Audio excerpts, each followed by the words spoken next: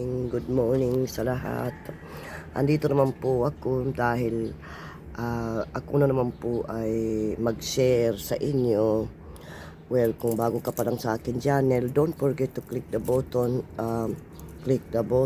and subscribe mo ko. Mag-subscribe tayong dalawa para subscribe mo rin yung aking video at i-subscribe ko rin yung video mo. Mag-subscribe tayong dalawa.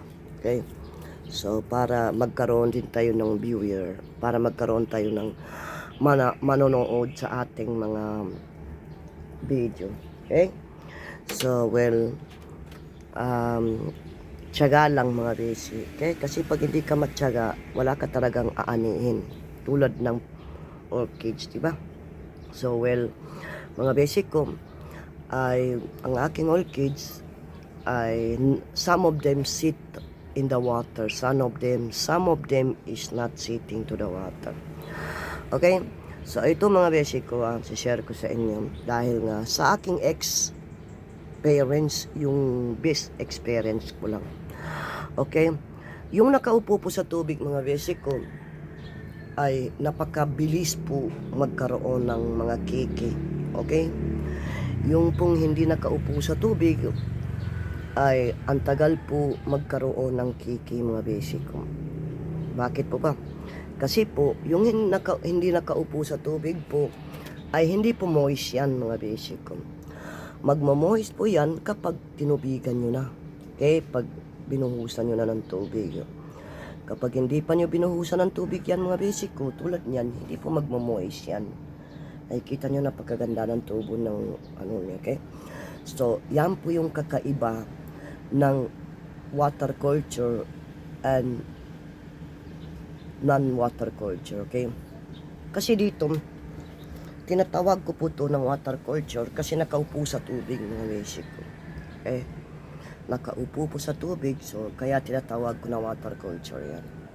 Kasi nakaupo sa tubig. So ito naman, non-water culture kung tawagan. Okay? So ngayon, ang kakaiba ng hindi nakaupo sa tubig, yan po mga beshi, wala pong tumutubo na kiki. Okay, wala. Ilang buwan na to. Magto 2 months na mga beshi ko, wala pong tumubo.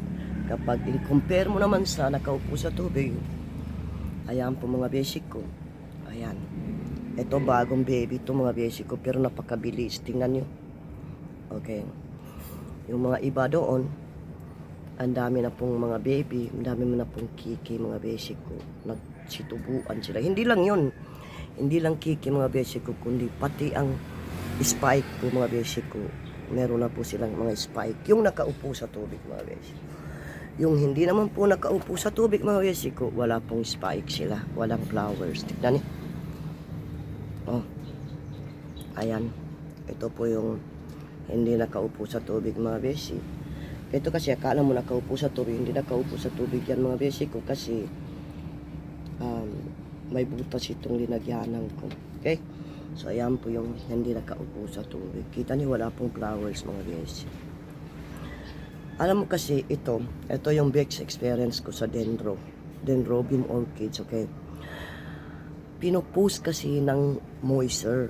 Kaya po nagkaroon ng kiki yan o either nagkaroon ng flowers dahil po pinupost ng moist yung kiki niya or yung flowers niya. Okay? So, eto, once na ito nakababa dito sa araw, mainit na mainit mga beshi, ito, automatically yan talaga magkaroon ng flowers. Okay? Kasi itong area ko na to, bright lang mga beshi ko, sa umaga lang po nakakasagip ng araw dito. Okay? So, umaga lang. Okay? Pag ganitong oras mga basic ko, sobrang init dito mga basic ko. Ito sa lugar na to, kung saan ako. Okay? Ayan. Yung hindi po nakaupo sa tubig mga basic ko, ang bagal-bagal tumubo. Nakikita niyo? Bagal po tumubo mga basic, yung hindi nakaupo sa tubig. Okay? So, ito, mabagal din tumubo. Kita niyo. Ngayon, Yung hindi pong nakaupo sa tubig mga basic ko, yun po yung diligan natin every other day. Okay? Yung pong nakaupo sa tubig, huwag po natin diligan yan mga basic ko. Okay? Kasi baka mamamatay yan mga basic. Okay? Pag ma-overwater yan, mamatay talaga yan mga basic ko. Kasi ba't diligan mo pa nakaupo na nga sa tubig diba? So ngayon, itong area ko na to ay umaga nakakasagip po ng araw. Okay. Pagdating po ng hapon, dito kasi mag-ano yung araw dyan banda. Pagdating ng hapon, dito na banda. Hindi na po dito na ano. Ang ano lang dito ay nakakasagip lang ng hangin na mabilis o di kaya ay sobrang madami mga bese.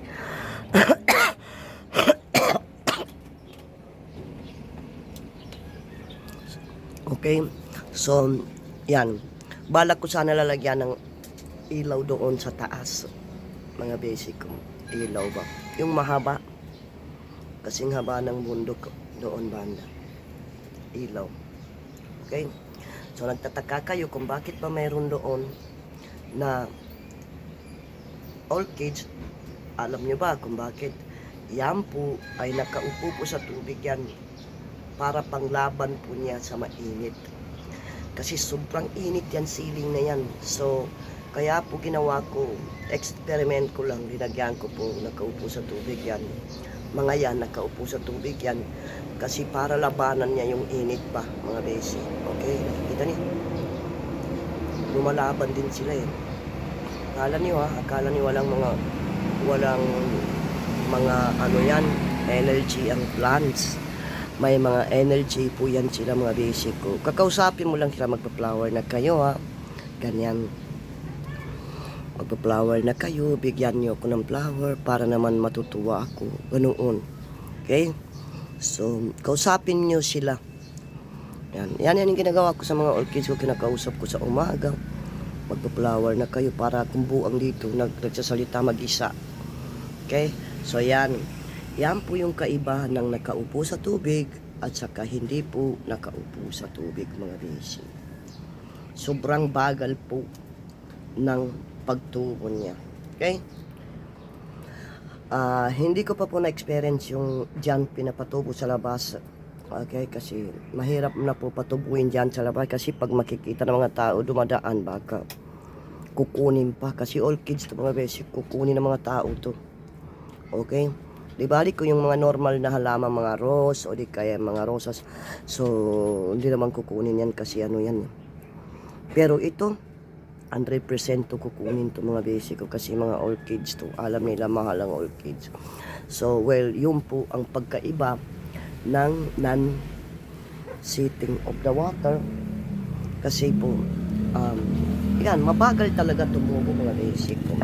Okay? Wait lang kasi po yung kaiba ng non-sitting water or hindi po nakaupo sa tubig mga basic ko. Okay? So yan po yung kakaiba nung mga dendrobium. Ito pinag-uusapan natin mga basic ko, yung mga dendrobium I'm not talk about some of the orchids mga basic. Okay? Dendrobium po ang pinag-uusapan natin dito. Ngayon, yun po yung hindi nakaupo sa tubig ay mabagal po tumubo. Yun po yung nakaupo sa tubig, napaka-bilis po tumubo. Okay? Yan banda dito sa area na yan is sitting of the water. Ito naman sa area na to, wala pong tubig to mga besi dito. Hindi po yan nakaupo sa tubig. So, yun po yung kakaiba. Okay, yun po yung kakaiba ng sitting with the water. Okay, iba rin talaga mga besi. Ngayon, obserbahan yung orchids nyo na wala po siyang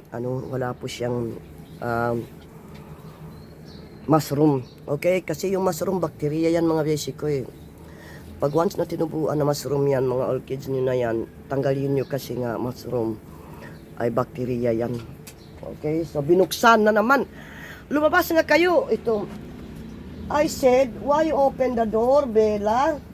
Maggie Much. Go inside, Maggie Much. andito yung mga aso ko sa akin. At binubuksan nila yung pintuan. Naka-on yung aircon. Ayan, naka-on yung aircon natin dito. So, lalabas yung lamig kasi naka-on yung aircon. My goodness. Don't open the door, Bella. Okay, go inside. Mainit dito. It's hot. Ito po yung aircon ko, mga basic ko. So, aircon na to, tumatama po dito sa bandang area na to, mga basic. So, ibig sabihin, napakanuti naman ang... Ibig sabihin po, mga basic ko, dito tumatama at doon ang singaw niyan. Okay, so may singaw doon. Bali ngayon, mga basic ko, ito po yung mga halaman ko dito. Okay, yung money plants ko. At siguro ito transfer ko rin ng money plants, itataas ko para hindi po sa bagal for temporary now. Ito po yung aking Maggie. Kumakain po si Maggie. Okay, wait lang Maggie. Can I go? Okay. I go there, please. Move. Move because mama go there. So, anyway mga basic ko, ito po yung aking mga pinagagawa dito sa aking kuko. Yan. So, nakikita nyo, yung non-orchids, mga basic ko, andito po, yung roses ko. Okay, napakaganda ng tubo nila. Ang ganda talaga ng tubo nila, mga basic. Ayan, very sweet, very nice looking. Look, hindi pa po nagbubukas. Tapos ito, pinapalo po niya yung araw. Okay, yung araw, yung ilaw, si following the light. So, ayan, mga basic ko, may kumakain sa kanila. Basta kikasampanan ko sa manay na pagkano na kapamana. When I will catch the uod, kumakain yan, tingnan lang nyo. So nakikita nyo, yung aking Christmas cactus, grabe oh. So well, dito nakalagay yan, dito lang nakalagay. So yan mga basic, okay. So yung init po ng aircon, dito po tumama sa area na to. Tumatama po sa area na to mga basic.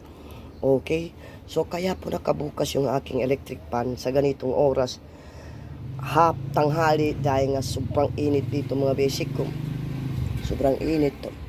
So, kaya po nakabukas yan aking electric fan sometimes, okay, para po maano niya yung init po mga basic. Okay, so nakikita nyo, dito banda, ay lumalabas na po yung kanyang ugat. Ayan no?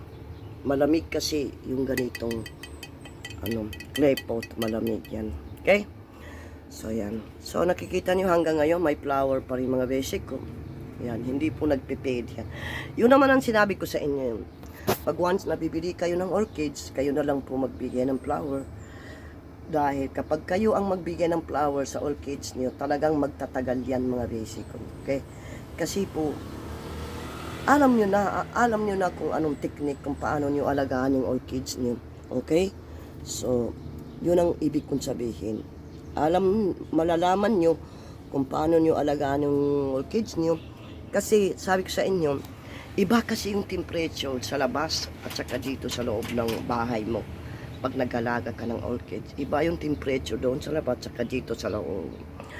Doon naman sa labas, sobrang init doon mga basic. Okay? Dito naman ay nasa around 30, 34. Okay. Meron akong ayan no. Oh, 34, 34. Okay, 32. I think so 32 mga basic ko. 32 ang init dito sa aking area na to. Kung totoo naman yan. Eto. Okay, totoo yan. So yan, dito mainit talaga mga basic ko. Pati singit mo papawisan ng sobrang init mga basic. Tapos ito, Gramatophyllum na to mga basic ko, ay meron ako napanood doon sa babae. Okay? May napanood ako na vlogger din siya. YouTube channel din yung niya. So, nakikita ko po yung niya, yung kanyang kanyang video na yung Gramatophyllum niya ay nag-flowers po mga basic ko. Okay? So, Gramatophyllum, pwede sa mainit yan, pwede rin sa mainit. Basta bright lang mga basic, okay? So, yan, nakikita nyo, grabe kaganda. So, ngayon, gagawin ko dyan, I think so, let's see, pag-isipan muna natin mga beshi. Okay? Kasi kailangan natin magkaroon ng flowers yan. Bali gagawin ko dito sa Grammatophyllum ko, babayuin ko ng ano yan, todo ng fertilizer. Kasi yung aking banda mga beshi ko ay binayo ko na yan ng fertilizer. At grabe ang tubo niya. Ito po yung maaaring magpa-flower dito sooner or later mga beshi. Ito po yung magbibigay sa atin ng flower soon. Okay? Ang flower niyan ay pink color. Magbibigay ng flower yan soon mga beshi. Bibigyan tayo niyan. Pero ito, hindi ko po alam yan kung kailan magbibigay yan. Mas lalo pang humaba. Baka pupunta na yan sa Quiapo mga beshi ko. Okay? So nakikita nyo naman to, parrot na to. Ewan ko kung bakit tinatawag nila parrot orchids to. Ayan o. Malusog na malusog. Pati rin ito. Mag-umpisa na rin mga beshi ko. Ayan. Okay. Ito na po yung kanyang ugat. Noong binili ko to, walang ugat yung mga beshi. Okay. So, ito na po yung aking cymbidium. Ayan. Cymbidium ko tinitingnan ko kasi baka may susuo dyan snail ba. Okay. So ayan, napakaganda talaga ng tubo nila mga beshi. Well, anyway, hanggang dito na lang. At hindi na po ako magtatagal dahil sobrang init dito mga beshi ko. I cannot stay here long. Thank you once again. Huwag po kayong magsasawa panoorin yung aking video. At sana po makakatulong ako sa inyo. At see you next video po mga beshi ko. At maraming salamat po sa inyo. At sana may matutunan naman kayo sa aking mga sinishare sa inyo. At may matutunan kayo mga beshi ko. Salamat, bye-bye po. God bless all of us. Bye.